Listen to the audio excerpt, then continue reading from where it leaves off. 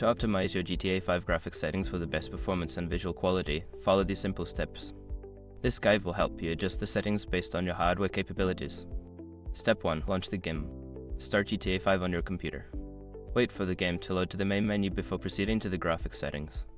Step 2. Access the settings menu. From the main menu, navigate to the settings option. Click on it to open the submenu where you can find various options, including graphics settings. Step 3. Select graphics settings. In the settings submenu, look for the graphics tab.